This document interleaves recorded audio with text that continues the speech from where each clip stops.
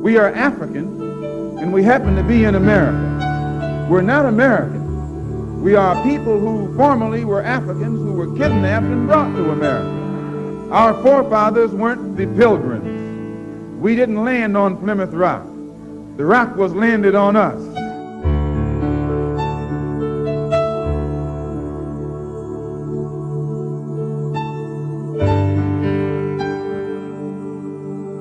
Farrakhan was very effective.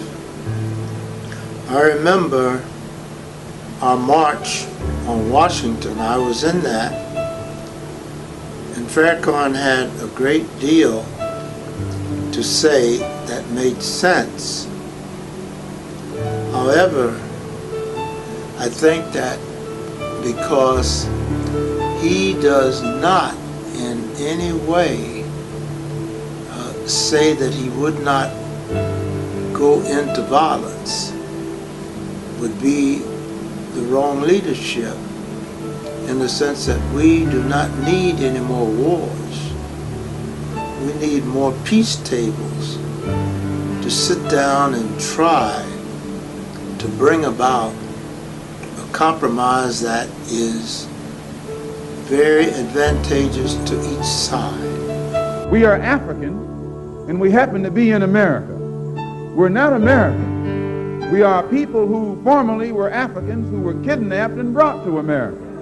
Our forefathers weren't the Pilgrims. We didn't land on Plymouth Rock. The rock was landed on us. Malcolm X did a great deal of good. It was a good while before King understood from where he was coming. But when he did, he understood that Malcolm X was in his corner, and the corner of all black people. And I think that the people in this part of the world would do well to listen to Dr. Martin Luther King and give him what he's asking for, and give it to him fast before some other factions come along and try to do it another way. At 39 years of age, on Sunday, February 21st, 1965, Malcolm X was assassinated by 3 men, all members of the Nation of Islam. He died for what he believed in. He believed with his whole heart, soul, and mind in the struggle of the Afro-Americans in this country. 1 week later, thousands would attend Malcolm X's funeral in Harlem. People were stunned by his death.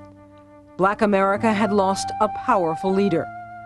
Born into a life of struggle and uncertainty, Malcolm X lived as a hustler and pimp, then as a fighter for his people, and finally a man of God. But the controversy sparked by his death would ensure that Malcolm X would not easily be forgotten. You know what he was playing with? No, he didn't. He didn't know what he was playing with. You don't jump up against a divine messenger of God like he did. He asked to die. And God obliged him. No, you don't understand. Like someone said, did you Muslims kill Malcolm? So the messenger said, and what if you did? He said, what if you did? Have you ever seen a leader scandalized like Malcolm scandalized Muhammad? Have you ever heard of anything like that? Don't you know if you scandalize a man who's loved and honored by the people, what are you asking for? You're asking for death. And he got what he asked for. And those who killed him, they weren't sneaking behind no damn counter. They came in the place where the man was preaching and killed him in front of his own followers. That's fearless men.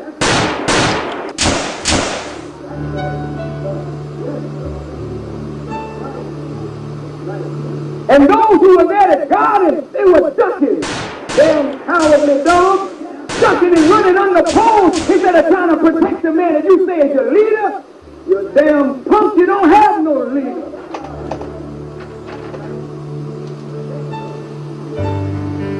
If he's your leader, why the hell would you stand up for him? all of a sudden they can serve you a dead man on a platter. And you eat him up as your leader, not knowing nothing about him while he was alive and know less about him now that he's dead. Way I see it, Malcolm is the victim of his own preaching. He preached violence, and so he became the victim of it. Would you say flatly that no black Muslims were involved in the shooting of Malcolm X? I wasn't there, but I don't believe that any of my followers had nothing to do with it at all. God has made me a better man for you than Malcolm X. I'm standing where Malcolm would have stood if he had the character to stand where I'm standing. And frankly, it ain't none of your business. What have you got to say about it? Did you teach Malcolm? Did you make Malcolm? Did you clean up Malcolm? Did you put Malcolm out before the world? Was Malcolm your traitor or was he ours? And if we dealt with him like a nation deals with a traitor, what the hell business is it of yours?